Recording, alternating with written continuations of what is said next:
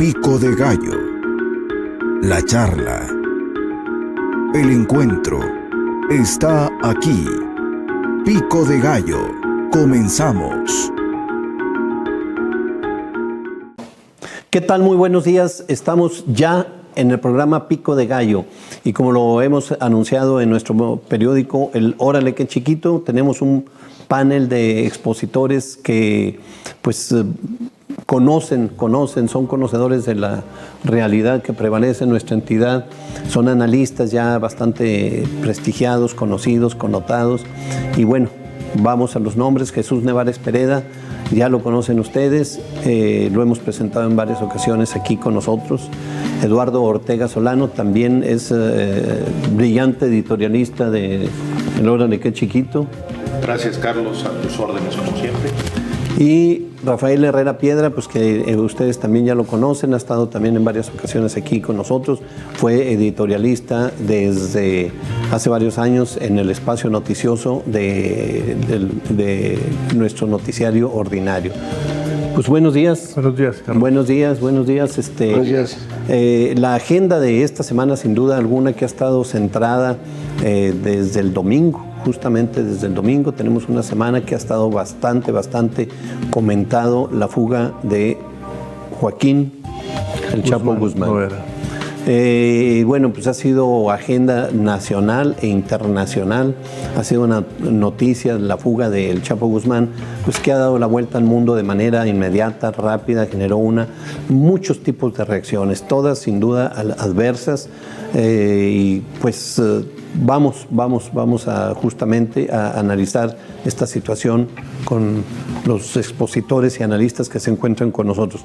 ¿Cuál consideran ustedes, cómo analizan ustedes esta fuga, esta circunstancia que se presentó en nuestro país? Bueno, las circunstancias, los pormenores los conocemos. Yo diferiría un poquito en lo que dices de todas adversas, porque tienes razón, dentro de las crisis que tenemos en el país, estamos viviendo una fuerte crisis de valores, ¿verdad? Donde se ha trastocado qué es bueno y qué es malo, ¿verdad? Y empiezan los corridos de la fuga del Chapo, de la nueva fuga, ¿verdad? Donde son apologías del crimen, donde la gente confunde qué está bien, qué está mal. En Sinaloa, en algunos otros estados, la gente sale a aplaudir el escape del Chapo, incluso hubo misas. Efectivamente, hay una cuenta de Twitter, ¿verdad? Que se supone que es del Chapo. Yo en lo personal no creo que lo sea. Por supuesto que no. Por supuesto, sí. Pero en esta hace una amenaza a Donald Trump, ¿verdad? Diciendo, ahora sí vas a ver por lo que andas diciendo de los mexicanos, así te va a ir, ¿verdad? Y esto tiene tanto impacto que el mismo Donald Trump va a la FBI y dice, oigan, protéjanme porque el Chapo me está amenazando, ¿verdad? Entonces hay gente que ve al Chapo Guzmán como el justiciero. Entonces, pues es algo grave. Esto pone de manifiesto una crisis de valores que tenemos en México. Aparte, bueno, de una crisis prácticamente de todo. Yo creo el presidente Peña está pasando por la crisis más profunda de su gobierno, donde, bueno, ya se junta la crisis que está pasando por las reformas, que independientemente si son buenas o malas, la percepción popular es que todas están mal, ¿verdad? La gente no está conforme con la reforma hacendaria, con la cuestión de la reforma de los maestros, la reforma educativa, también se le salen a la calle. Y bueno, lo único que le había dado un poco de credibilidad al gobierno de Peña, ¿verdad?, es la captura del Chapo, precisamente en el momento en que se hacen las reformas, se habla del momento mexicano y todo eso, y pues sí le da seriedad al gobierno de Peña. Y ahora, un año y medio después, la fuga, pues definitivamente hace una crisis total. Y por último, en ese aspecto, bueno, está también una crisis de comunicación, donde no han sabido decir qué pasó, donde están invitando a los reporteros, están invitando a legisladores, a toda gente, a lo que ya bautizaron como el Chapo Tours, ¿verdad? Donde pues sí, Es el túnel del amor. Exactamente, Chapotón, donde el gobierno está tratando de insistiendo, miren, por aquí se fue, por acá hizo esto otro. Sin embargo, bueno, muestran una fotografía donde ven un Chapo pelón, donde está un Chapo pelón, y bueno, ya en los videos se ve un Chapo hasta con melena. Entonces, aquí lo que no dicen, que bueno, yo ya lo sabía, pero bueno, la fotografía que presentan originalmente es de cuando entra al penal. Y el pero video, todos los reos de ese penal, todos están arrapados. Todos deben estar rapados. Sí, efectivamente. Por regla general. Aquí después se sabe que, bueno, es de los pequeños privilegios o muchos privilegios que tenía el Chapo, que es de los reos que no es que se le permitía tener el iPad, que no estaba rapado, que los custodios se referían a él como Don Joaquín. Don Joaquín, efectivamente, como que se referían al señor. Entonces, pues definitivamente... Pero ahí lo que dice Lalo es un tema de comunicación tan elemental. Efectivamente. Que en una conferencia de prensa exhibes una fotografía del recién ingreso y luego proyectas un video donde aparece el Chapo Guzmán con pelo. Eso es un elemento tan sencillo de comunicación que esa falla tan garrafal ha provocado una serie de comentarios en el sentido que no era el Chapo el que estaba internado en ese penal.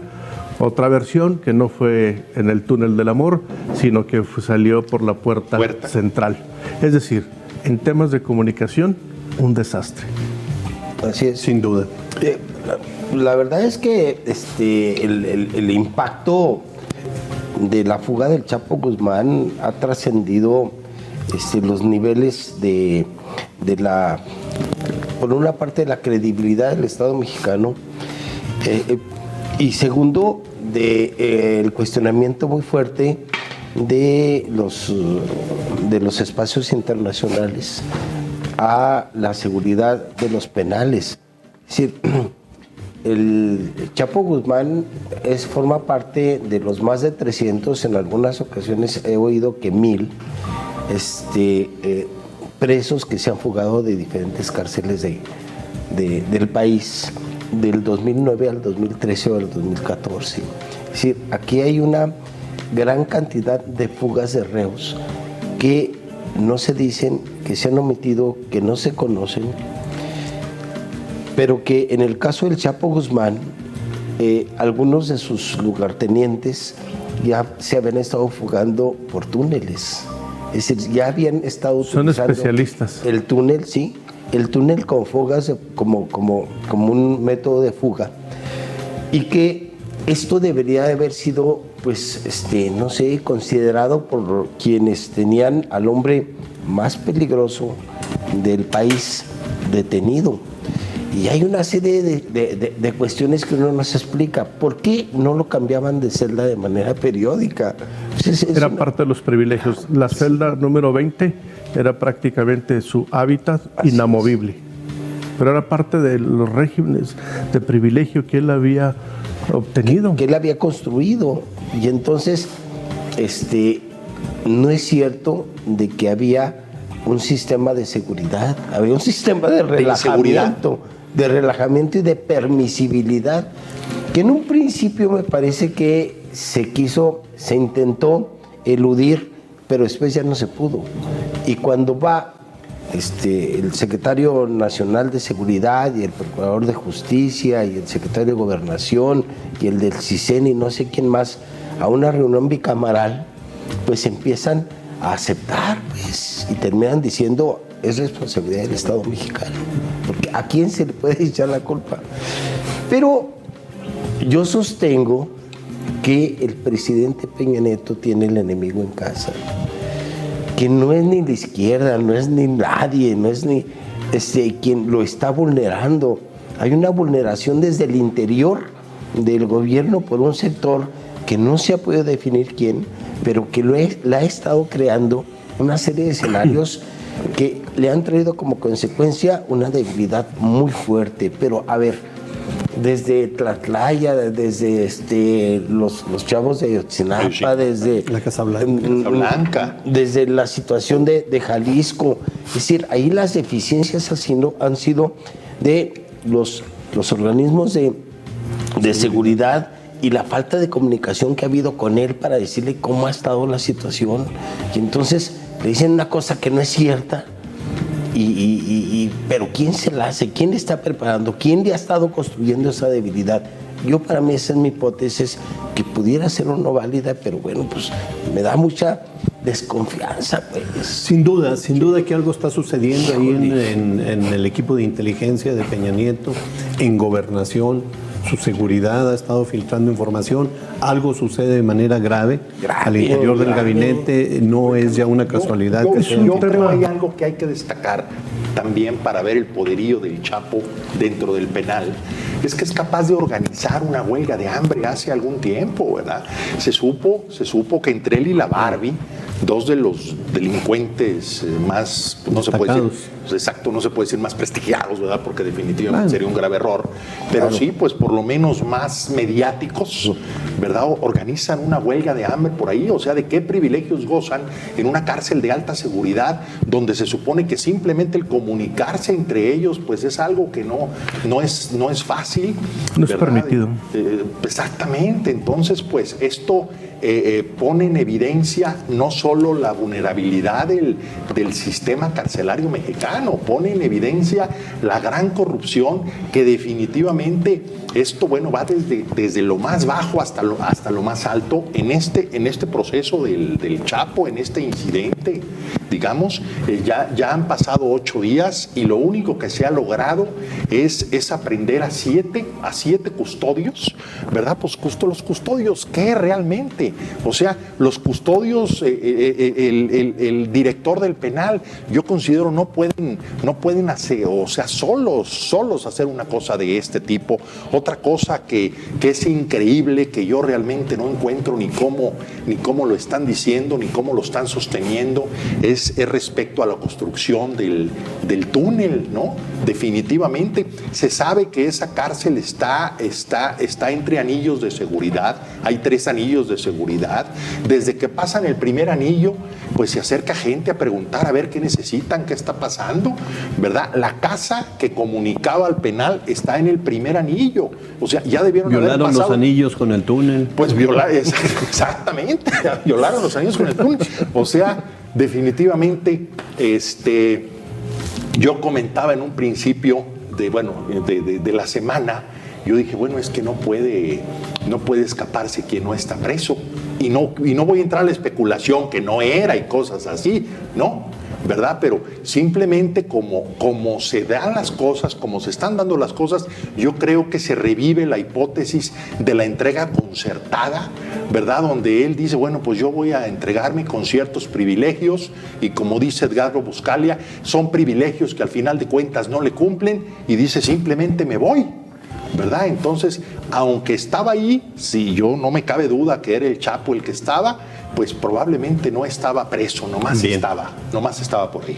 Bueno, comentamos hace un momento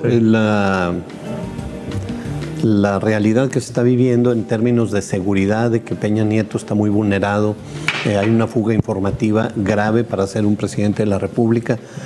Y bueno, mucho se ha especulado en ese sentido sobre que alguien tiene que pagar los platos rotos. En términos de que hay una responsabilidad, o sea, ahí hay una responsabilidad, que obviamente pues es gobernación.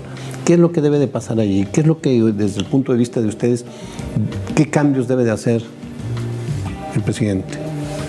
Fíjate que a partir de los últimos acontecimientos que se han registrado, el presidente vive en una crisis total. Sin duda. Voy a señalar 5 ejemplos. El 1 de mayo, cuando hay un enfrentamiento entre las fuerzas federales y el cártel Jalisco Nueva Generación, donde lamentablemente las fuerzas federales son derrotadas. Exacto. 2, hay una profunda preocupación. Ayer el dólar llegó a niveles históricos, 16 pesos con 20 centavos. 3, en el ánimo colectivo, en términos de percepción, el lamentable y ridículo papel de la selección mexicana en la Copa de este torneo sudamericano. 4, ayer o antier se llevaron a cabo las licitaciones de la ronda número 1.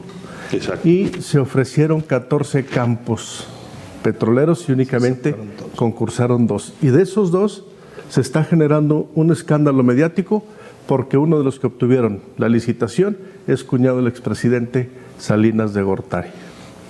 Y luego la fuga de El Chapo. Concatenados estos episodios están generando un ambiente de la sociedad totalmente negativo en contra del gobierno federal. ¿Qué sucede cuando un servidor público, una administración está en un escenario de crisis, como lo está el presidente, pero una crisis grave que trae sus antecedentes, como ya lo comentaron con el caso de Iguala, con los conflictos involucrados de los militares? Era una toma de decisiones, pero el presidente de la República está paralizado.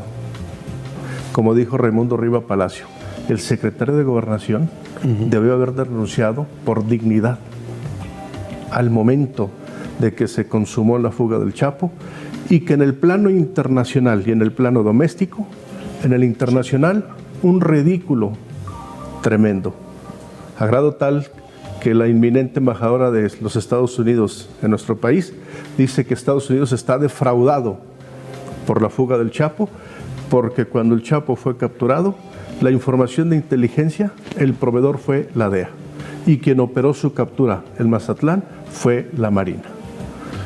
Tanto el Ejército como la Marina están sumamente irritados porque el país ha sido exhibido por esta circunstancia de la fuga del Chapo y el trabajo que están realizando las fuerzas federales por la corrupción de la burocracia que depende de la Secretaría de Gobernación. El Chapo desnuda y exhibe a nuestro país. Hay una discusión. ¿Cuál de las dos crisis, Casablanca o la fuga del Chapo, ha vulnerado más a la administración federal? Es un debate absurdo, porque compactando las dos nos está generando el tema o el escenario de una crisis total. ¿Por qué una crisis total? Hay mucho nerviosismo por el tema del peso frente al dólar. Hay mucho nerviosismo porque los índices de corrupción son sumamente alarmantes y no existe una medida de la administración federal. Ahora las circunstancias han complicado el escenario del presidente, que el presidente debe haber tomado decisiones. Vamos a los contrastes. En las elecciones del 7 de junio le dieron una total golpiza electoral al jefe de gobierno del Distrito Federal. Y él ya toma decisiones. Efectivamente. Exhibe mayores reflejos que el propio presidente. El gabinete lo cambia totalmente. Totalmente. Exige la renuncia y de todos. Aquí es imperdonable, es insensible por parte del titular del Poder Ejecutivo que los servidores públicos que están involucrados con estos episodios sigan todavía en la administración. ¿Qué está sucediendo? Que en términos de confianza, los niveles de confianza del gobierno federal yo creo que se encuentran en estos momentos en su nivel más bajo desde el punto de vista histórico. El presidente traía más o menos una calificación de un 4%. Yo creo que con esta antes del episodio del 11 de junio. Y únicamente para aportar un dato que buscaría yo el objetivo de sensibilizar a la gente en el sentido de que cómo es posible la operación política del gobierno federal en episodios tan graves. ¿Qué andaba haciendo el secretario de Gobernación en el vuelo rumbo a Francia? Cuando el librito dice el protocolo, si no está uno, que el presidente de la República está fuera del territorio, quien se encarga de este país es el secretario. O sea, pifia tras pifia, error tras error. Así es. Y bueno, ¿qué es lo que se debe hacer? En todo momento de crisis de un gobierno, de un estado, de un país, en todo momento de cuestionamiento serio, el gobernante plantea o toma la decisión de cambios de gabinete parciales o en su conjunto. Así es. Esto ha sido en Brasil con Petrobras, que fue un escándalo de corrupción muy fuerte.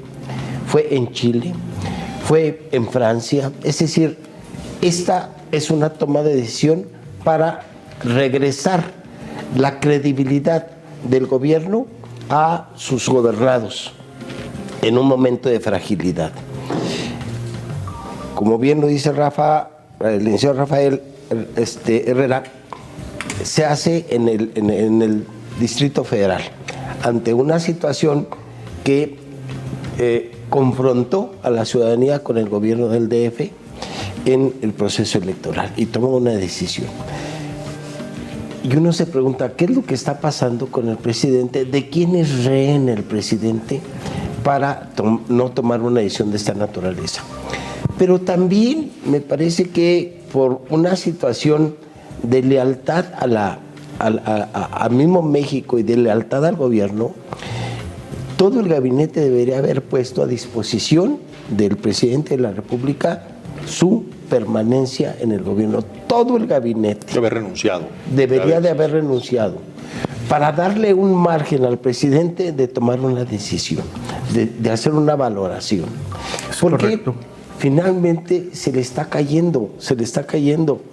Y en este sentido, darle un respiro para que reanalice su proyecto, reanalice su propuesta de nación, reanalice sus decisiones y pueda conformar un gabinete que le dé otra vez el enlace con la ciudadanía.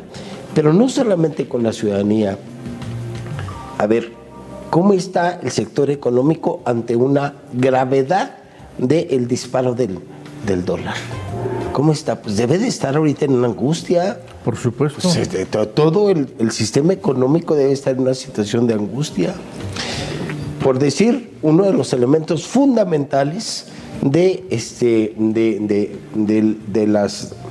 las fuerzas más importantes de un país, que es la economía.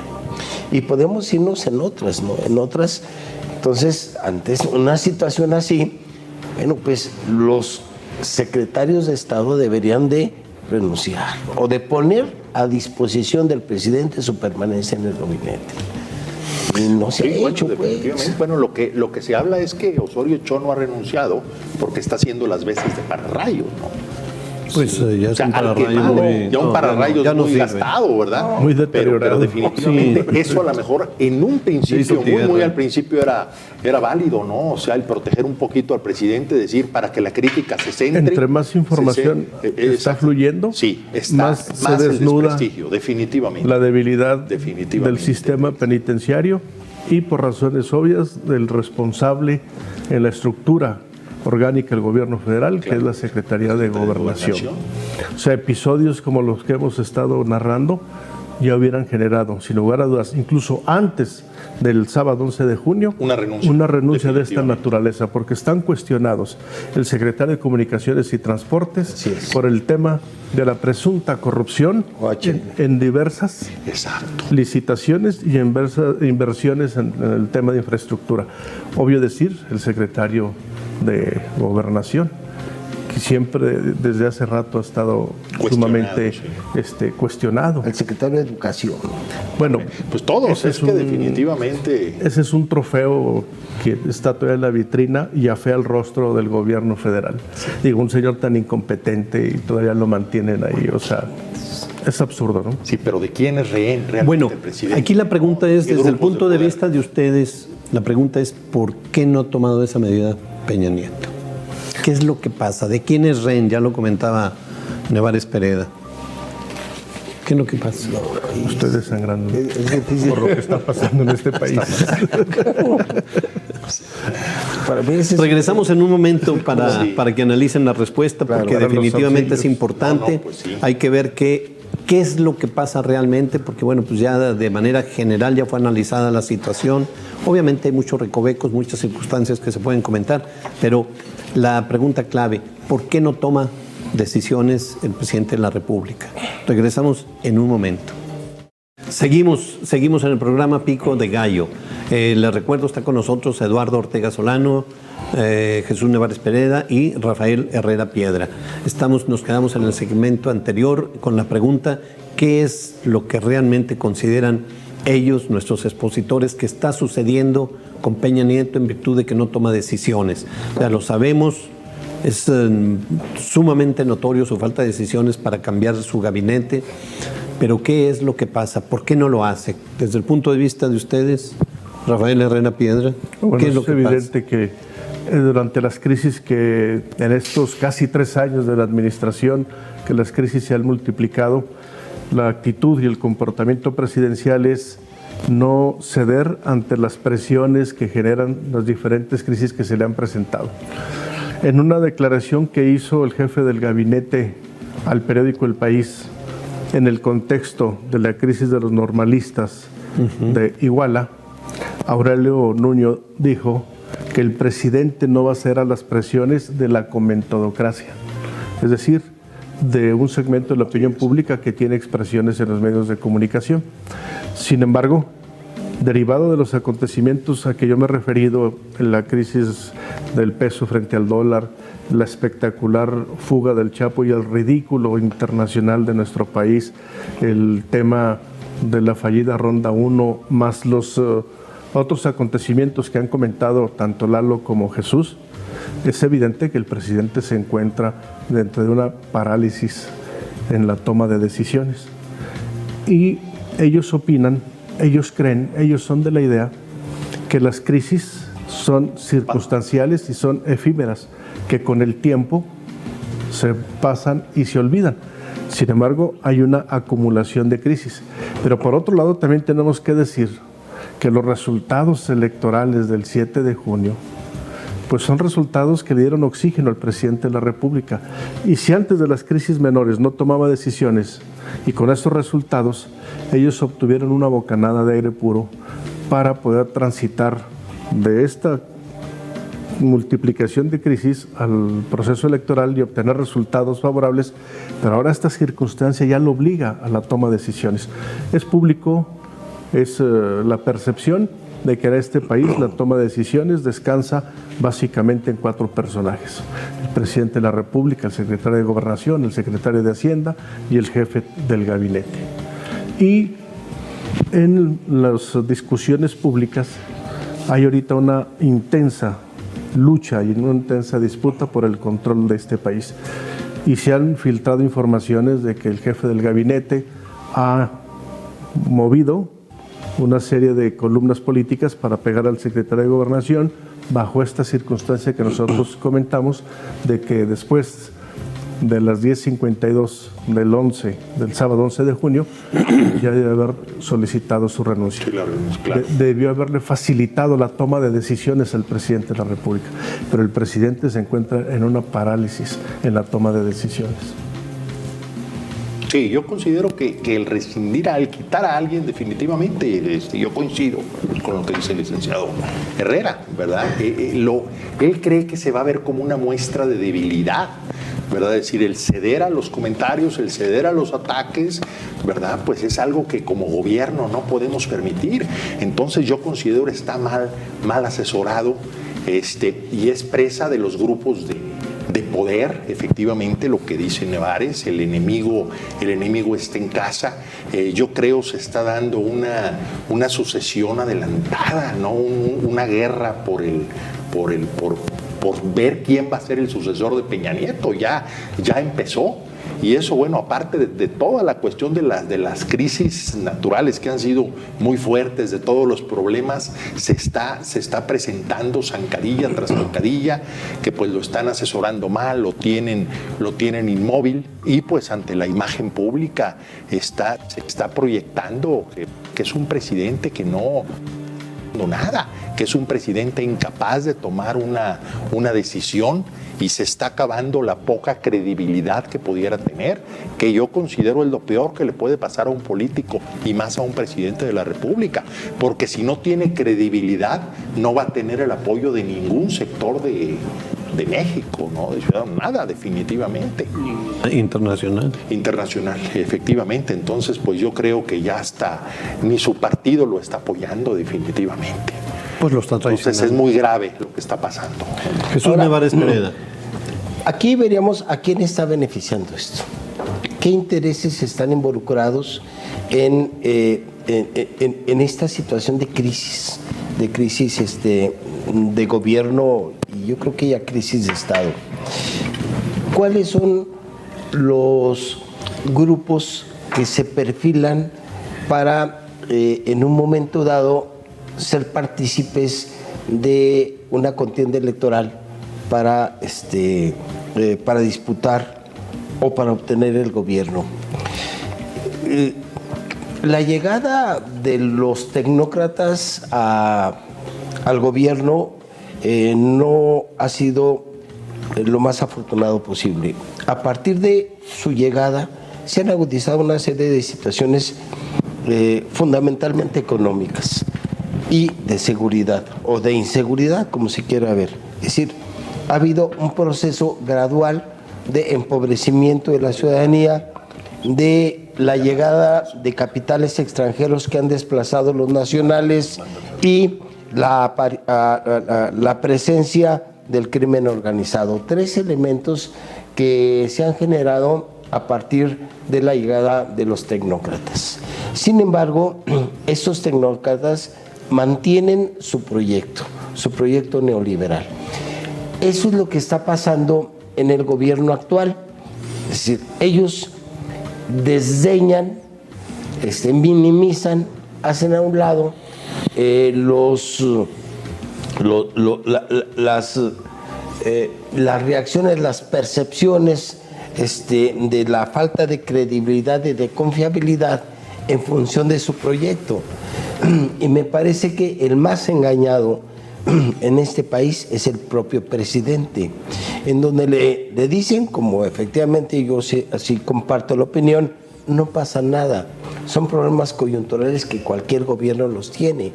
Vamos a seguir impulsando el proyecto y conforme lo vayamos consolidando, vamos a ir venciendo cada una de estas circunstancias adversas, mediáticas, coyunturales, pero vamos bien. Y el gobernador dice, efectivamente, tengo el mejor equipo del mundo. El presidente. Dije gobernador, perdón. Tengo el mejor equipo del país que está haciendo bien las cosas y esto lo vamos a superar. Cuando en el fondo se está erosionando totalmente. Oye, Nevares, bueno, una interrupción pequeñísima, porque sí es una aclaración. Los tecnócratas llegan hace muchos años ya, claro, ¿no? Desde de la Madrid. Desde Miguel de la Madrid. Sí, tú no puedes decir que es el mismo proyecto de Miguel de la Madrid que el proyecto claro que no. Que sí es un neoliberalismo y todo, pero definitivamente se me hace un exceso de tiempo que enganches todo, ¿no? No, claro que no. La llegada de los tecnócratas es desde Miguel de la Madrid y ha sido una evaluación gradual, una evolución gradual, una participación gradual. Obviamente que ni con Miguel de la Madrid ni con Salinas de Gortari se presentaban pero es un proyecto, yo considero ya perdido, ¿no? Ya no tiene nada que ver un proyecto con el otro, salvo el neoliberalismo. Como gobiernos, como grupo en el poder, como... Está en evolución, o sea, no es lo mismo el inicial que el actual, por supuesto que no es más. Ni siquiera es el mismo manejo del proyecto neoliberal de Vicente Fox, que lo supo manejar bien. Sí. Yo creo que lo supo manejar bien a como se está manejando ahorita. Es decir, ha tenido avances, retrocesos, modificaciones. Ahorita llega a un detonante de riesgo para el país, de riesgo. Y sin embargo, al presidente le dicen no pasa nada. No pasa nada, vamos bien, se está consolidando y las insurgencias y las inconformidades de todas las medidas gubernamentales se expresan pero de manera muy clara. O sea, las percepciones son de que no se cree, pues. Sí. Y esta es, mira, yo creo que las debilidades son también oportunidades de fortaleza. Si el presidente toma como posibilidad de cambiar rumbos, tiene un espacio de oportunidad. Si no lo aprovecha, ni modo. Es decir, la corrupción en Brasil fue un espacio de oportunidad para la presidenta, ¿sí? Y los espacios de crisis de Chile fueron oportunidad. Bien. Entonces, si no los aprovecha como un espacio de oportunidad para hacer modificaciones y para darle un giro, un golpe de timón a esto y regresar el enlace del gobierno con los diferentes sectores de la sociedad que están en recelo, simplemente este gobierno va a entrar en una crisis profunda y con él su partido político y una serie de cosas. Yo creo que, bueno, no va a entrar en una crisis profunda, Nevares, definitivamente está en una crisis profunda. Sí, claro. No puedes decir tú, si no toma como oportunidades lo que está pasando, es que ya no tendría ni el tiempo, ni considero una estrategia, ni nada. O sea, ¿quién puede, de qué manera se puede hacer un cambio y ver como oportunidad la huida del Chapo, todo eso? Yo creo que ni capturándolo realmente va a revertirse, va a, pues sí, la exhibida que se dio, la cuestión de decir, bueno, es que en México definitivamente estamos mal en todo, no hay tiempo para retomar el rumbo. Yo considero ya debe haber medidas de emergencia en todos aspectos, hasta en cuestión económica, porque decimos, esto va a reflejar. No, definitivamente yo no veo la oportunidad de qué. Yo considero que estamos en un nivel, estamos en un nivel más bien donde o nadamos o nos hundimos. Ya no es decir, a ver, es que vamos ahora con una oportunidad de crecimiento. No. O nadas o te hundes y nos ahogamos. Definitivamente, el presidente ya no puede decir, es que es mi oportunidad de volver a crecer y el carismático y el pelito. No, estamos en una crisis real. Y así hay que mencionarlo, así hay que que hay que tomar decisiones. Tomar decisiones es un área de oportunidad, ¿no? Pues tomar decisiones es un área de oportunidad. Yo no sé a quién estás leyendo o qué quieres decir, ¿verdad? Porque definitivamente... ¿Tomar decisiones es un área de oportunidad o es un área de no oportunidad? No, es que en este caso no puedes llamarlo una oportunidad definitivamente. Bueno, yo lo llamo. ¿Tú cómo lo llamarías? Hay una profunda... No, es una profunda crisis donde no debe... Ya dijimos y aceptamos que es profunda crisis. Sí. A ver. ¿Cómo le llamarías tú a la toma de una decisión fuerte? Yo le llamo área de oportunidad. ¿Tú cómo le llamas? Es una necesidad imperiosa, es una obligación hasta como mexicano tomar medidas severas en todo. Es por una necesidad. No, correcto, pero no es un área de oportunidad. Entonces, como tú lo estás manejando como ¿qué es? Como si fuera... ¿Cómo la nombrarías? No, la estás manejando con una mentalidad, digamos, de Alex Days y un motivador, donde estás hablando de México, necesita líderes que hagan esto. No se trata de eso. Bueno, eso es una interpretación. ¿Cómo le llamarías tú?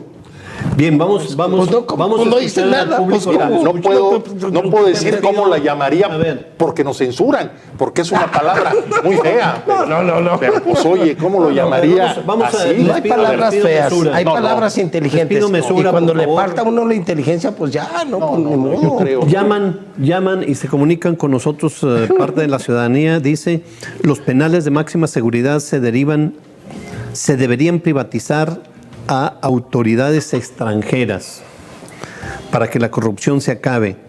Es una opinión. Otra dice, si al Chapo lo recapturan, esta es más bien una pregunta, si al Chapo lo recapturan, ¿lo extraditarán a Estados Unidos? Lo acaba de anunciar el gobierno federal. Sí. Que lo van a capturar. Lo capturan y lo envían a los Estados Unidos. Nos queda grande ese señor. Sí, nos quedó grande aquí. Hay otra México. Más. ¿Por qué el presidente Enrique Peña Nieto dijo que sería imperdonable que el Chapo se fugara? ¿Por qué no corren a Osorio Chong? Claro. ¿O por qué él no renuncia? Lo que estábamos comentando. Así es. Oye, bueno, y otra cosa, se comunica también con nosotros nuestro amigo el licenciado Miguel Ángel Vargas vía Twitter, que nos está escuchando. Estaba dejando un saludo para el último. Sí, efectivamente, Miguel Ángel Vargas, un gran amigo, comentarista, ya ha estado en varias ocasiones aquí departiendo con ustedes. Maestro del Big Master. Sí, así es. Un saludo. Última parte, por razones de tiempo, el impacto económico que tiene todo esto sobre nuestro país, ya lo comentó Rafael Herrera Piedra, de alguna manera el peso frente al dólar está deslizándose de manera grave, de cómo toma el peso Peña Nieto a la actualidad ya hay casi un 40% de diferencia, negativa por supuesto. Entonces, ¿qué es lo que está pasando ligado con lo que comentaba Rafael Herrera? Relacionado con las licitaciones de Pemex, el hecho de que de 13 queden solamente 2, pues es una desconfianza manifiesta, claro, la gente, grave. sí. Los inversionistas no están ¿Qué va a pasar en nuestro país. Lo primero es que ya el presidente tiene que tomar decisiones. O sea, entre más se tarde la toma de decisiones, el índice de confianza va a descender y eso le va a cortar el margen de maniobra en decisiones importantes. 2, está poniendo en riesgo, desde el punto de vista político, la viabilidad de su proyecto para el 18. Y este va a tener una innegable repercusión el próximo año, donde hay 13 procesos electorales, de los cuales 12 son cambio de gobernador. Es decir, entre ellos Durango.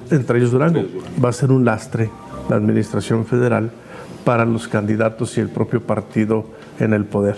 Entonces tiene que ya tomar decisiones, tiene que darle un golpe de timón, se está tardando y entre más se tarde se va a profundizar esta crisis.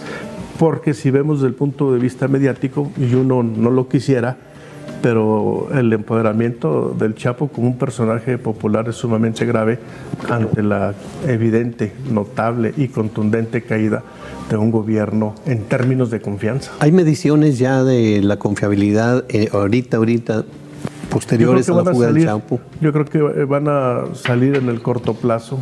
Bueno, parece un estudio de la credibilidad que tienen los presidentes de América Latina. Sí, de Consulta Mitofsky. Pero fue antes de. Estaba en 12 el presidente de México. No es referente a partir, en el contexto de la fuga pierde validez. No hay referencia. Sin duda. Sí, es decir, en términos de la actualización nada más.